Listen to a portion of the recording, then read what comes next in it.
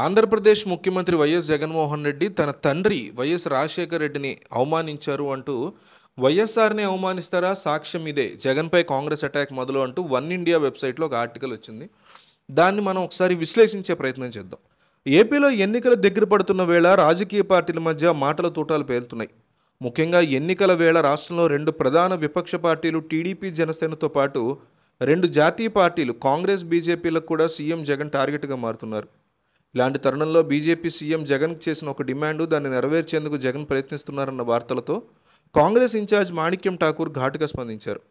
అయోధ్యలో రామమందిరం ప్రాణప్రతిష్ఠ జరిగే కార్యక్రమంలో జనవరి 22న పలు రాష్ట్రాలు సెలవు దినంగా ప్రకటించాయని, కానీ జగన్ సర్కార్ మాత్రం ఉద్దేశపూర్వకంగా సెలవు ఇవ్వట్లేదని తాజాగా ఏపీ బీజేపీ చీఫ్ పురంధరేశ్వరి ఆరోపించారు. దీంతో వైసీపీ సర్కార్ ఆత్మరక్షణలో పడింది.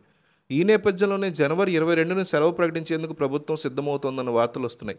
దీని మీద కాంగ్రెస్ పార్టీ రాష్ట్ర వ్యవహారాల ఇన్ఛార్జ్ మాణిక్యం ఠాకూర్ రియాక్ట్ అయ్యారు. Mister Jagan seems to be doing what the BJP wants if he continue for follow their lead.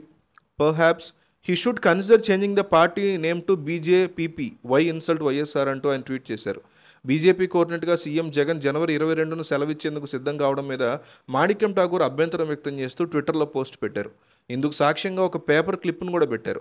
BJP అడుగుజాడలో నడుస్తూ తన తండ్రి వైఎస్ఆర్ని అవమానిస్తున్నారని ఆయన విమర్శించారు. ఇదే పరిస్థితి కొనసాగితే వైసీపీ పేరుని బీజేపీగా మార్చుకోవాల్సి ఉంటుందని ఠాకూర్ తెలిపారు. మీరు జగన్మోహన్ రెడ్డిగా ఆయన కొడుగ్గా వైఎస్ఆర్ని మీరు ఖచ్చితంగా అవమానిస్తున్నారు. వైఎస్ రాజశేఖర రెడ్డిని మీరు తీవ్రంగా అవమానిస్తున్నారంటూ ఆయన వ్యాఖ్యలు చేశారు. అయితే వైఎస్ రాజశేఖర రెడ్డిని దీంట్లో అవమానించడం ఏంటనేది నాకు అర్థం కాలేదు. అసలు అయోధ్య రామ మందిరానికి సంబంధించి ఆంధ్రప్రదేశ్లో సెలవు ఇవ్వడం అన్నది కూడా నాకు అర్థం కాలేదు. ఇక్కడ జరగట్లేదు, మన రాష్ట్రానికి సంబంధించినటువంటి మ్యాటర్ కాదు. దాని మీద బీజేపీ స్ట్రాంగ్గా డిమాండ్ చేయడం అనేది అత్యంత ఫూలిష్ అయినటువంటి అంశం. మన వాళ్ళు ఏమన్నా అయోధ్య వెళ్తున్నారా? అయోధ్యలో జరుగుతుందా? వెళ్ళే వాళ్ళైతే ఒకరోజు సరిపోతుందా? వెళ్ళటానికి రావడానికి కుదరదు కదా.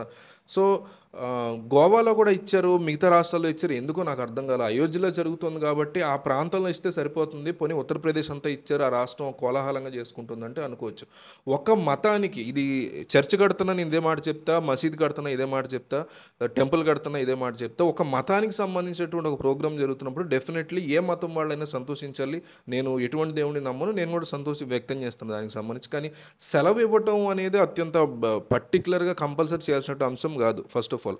రెండోది ఈయన చెప్తున్నట్టుగా దీంట్లో జగన్మోహన్ రెడ్డి వైఎస్ఆర్ని అవమానించేది ఏముంది? ఒకవేళ సెలవిస్తే అది బీజేపీకి భయపడినట్టు అనేది డెఫినెట్లీ నేను కూడా ఒప్పుకుంటా. జగన్మోహన్ రెడ్డి ఈ విషయం మీద బేస్ చేసుకుని ఏపీ బీజేపీకి తలొగ్గి రాముడి సెంటిమెంట్కి తలొగ్గి కనుక ఆయన సెలవిస్తే బీజేపీకి జగన్ భయపడ్డారు అనే దానికి నేను కూడా అంగీకరిస్తాను. కానీ దీంట్లో వైఎస్ రాజశేఖర రెడ్డి ఎందుకు వచ్చారు? అసలు వైఎస్ఆర్ దీంట్లో అవమానించడం ఏముందని నాకు అర్థం కాలేదు. మీకు ఏమైనా అర్థమైతే కామెంట్ చేయండి.